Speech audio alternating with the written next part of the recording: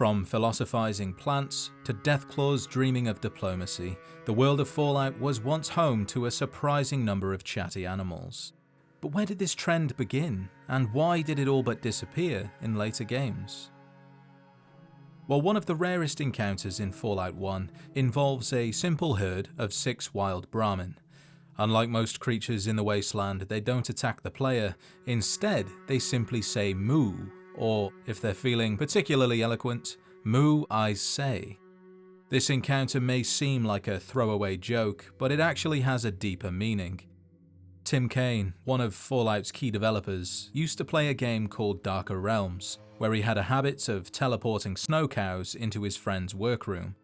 A story he told to Chris Taylor, who handled most of Fallout's random encounters, and he found the story so funny that he decided to add something similar to Fallout 1 with the Talking Brahmin.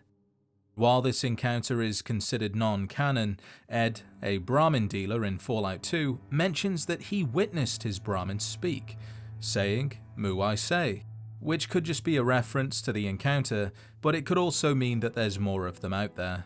And with how crazy Fallout 76 has gotten, I suspect Talking Brahmin will make another appearance. Interestingly, this wasn't the only attempt to include a talking animal in Fallout 1. In fact, the game almost featured an entire society of intelligent raccoons. During pre-release development, Fallout 1 was meant to include the Slanter, raccoons that had been mutated by FEV to gain intelligence and dexterity. According to a holodisc found at the Glow, the experiment went sideways, with some of the test subjects escaping. The survivors fled north and, over time, formed a civilization known as the Burrows, where they forgot their origins and came to see themselves as a unique tribe of skilled hunters. I have talked about the Slanter in greater detail in a previous video, but long story short, the animals and their location was cut, as Cain felt the content wasn't appropriate to their vision of Fallout, and Chris Taylor agreed, stating that while it was well designed, it didn't have the right tone, so it was removed. But Fallout 2, that game, fully embraced the absurdity of talking animals. Whether it was intelligent plants, mutant rats, cybernetic dogs, or even hyper-intelligent deathclaws, the wasteland was suddenly filled with creatures that had something to say. For example, in the mining settlement of Broken Hills, among mutants and ghouls, there exists a most peculiar resident, a talking spore plant created by a scientist known only as the Professor. The plant, calling itself Seymour, was the result of intelligence-boosting experiments. Over time, Seymour developed a fascination with philosophy, engaging in deep thought, and even found a worthy rival in a hyper-intelligent rad scorpion, another one of the Professor's creations. The two would face off in tense games of chess, locked in an intellectual battle that neither could afford to lose. But Seymour was smart enough to know that true intelligence was about survival.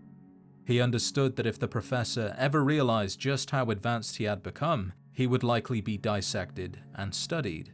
So he played dumb, never revealing the full extent of his mind, or at least he didn't until the Chosen One came along.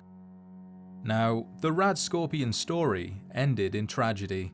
After being defeated by the Chosen One using Seymour's secret chess move, the flying liver attack, the Scorpion couldn't bear the humiliation of losing to a mere human and flew into a rage, forcing the Chosen One to kill it. Seymour, however, fared far better. With the aid of the Chosen One, he was transplanted to a new home by the ghoul-inhabited building, where he found companionship in a ghoul called Typhon, a pre-war ghoul and the son of Set from Fallout 1. The two would often talk, sharing stories and thoughts in a way neither had been able to before, one no longer living in fear of being cut open and studied, and the other finally able to speak with someone who fully understood him. It was perhaps the happiest ending a talking spore plant could hope for, but the same cannot be said for this next talking creature. Beneath the town of Klamath, deep in the rat-infested tunnels, lurks an unsettling presence. King Rat, an albino mole rat with an unusually large skull and a mouth forever frothing with madness. He is the de facto leader of the vermin horde infesting the west end of Klamath, known as Trapper Town. Though barely capable of speech, he is brimming with violent hostility towards humans. Unlike his brother, the far more intelligent Brain, who I'll discuss next, King Rat was driven purely by instinct and aggression. And it's for that reason the Chosen One had no choice but to kill him, putting an end to his invasive ways and saving the town. Brain, on the other hand, is another curiosity of the wasteland, an albino mole rat just like his brother, yet vastly different in nature. While King Rat ruled a filthy warren of mindless rodents, Brain had grander ambitions. He was the enigmatic leader of the Renewal Cult, a group of ghouls living in the irradiated town of Gecko, a population who clung to the belief that they could reverse the ghoulification process and become human once more. Residing in an underground chamber near Gecko's nuclear reactor, Brain was a visionary, a schemer, and above all else, an eccentric dreamer with a taste for cheesy poofs, a yummy, delicious pre-war snack that never goes stale. Humor aside, his plans were intricate yet simple at their core. Forge an alliance between Gecko and Vault City, exchanging nuclear power for medical research that might reverse the ghoulification process. Over time, this coalition would grow into a powerful hub under his control, using both energy and medicine as tools to one day rule the world. While King Rat was doomed to die, Brain's plan, at least the first stage of his goal of world domination, can be fulfilled by the Chosen One, as Vault City and Gecko can indeed start working together, but as to just how powerful this alliance would become, and whether or not Brain is still secretly pulling the strings, has yet to be seen. Then there's Canine, a cybernetic dog created by the Enclave's Dr. Schreiber, who can speak to humans thanks to his modified set of vocal organs. Unlike most cyberdogs, Canine is fully sapient, fluent in multiple languages, and was morally opposed to his creator's cruel experiments.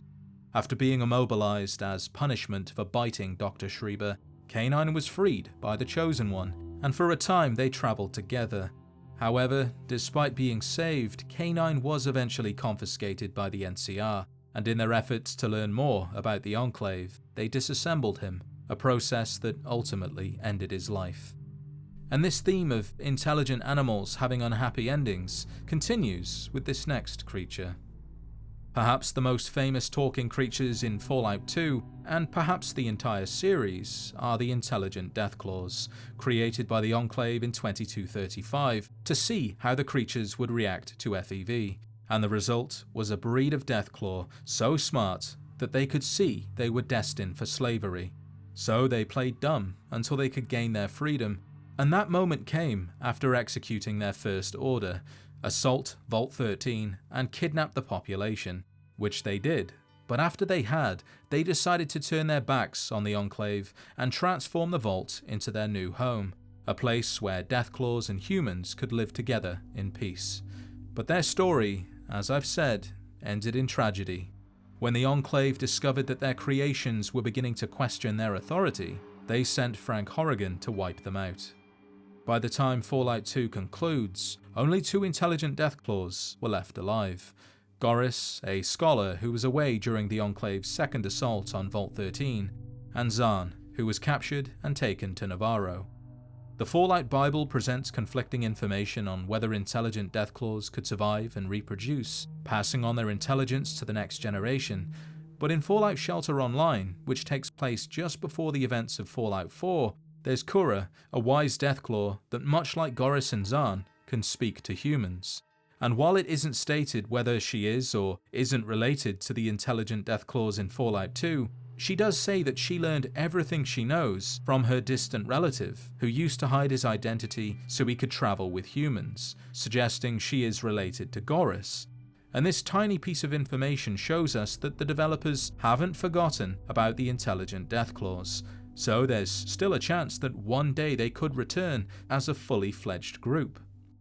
Fallout Tactics took the concept of intelligent deathclaws in a different direction. Rather than the reptilian version we know, these deathclaws were mammals, covered in fur, with social structures resembling a matriarchal pack.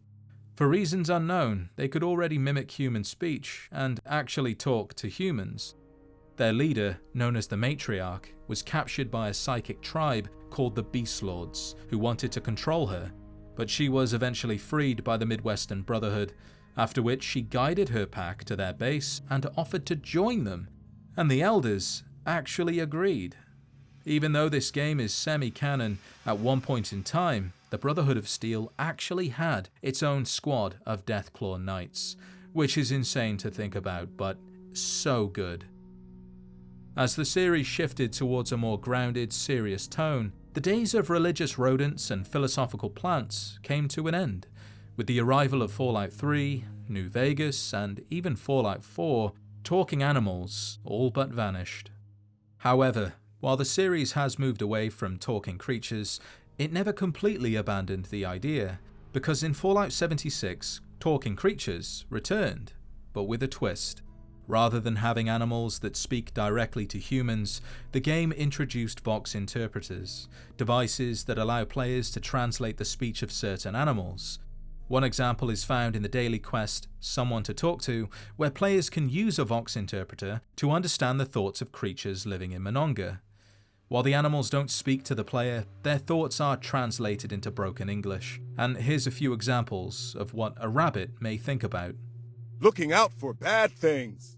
Maybe it will not see me if I stay still. Something is there. Is it something to play with or something to eat? Ow! It's a different approach to an old idea, but it shows that after all these years, Fallout still has some room for creatures with something to say. The history of talking animals in Fallout is a strange and fascinating one. From prank-inspired cows to cybernetic dogs and rational deathclaws, these creatures have been an unexpected but memorable part of the series. While the modern Fallout games have mostly moved on from this quirky tradition, hints of it remain, suggesting that perhaps the wasteland hasn't heard its last moo, I say.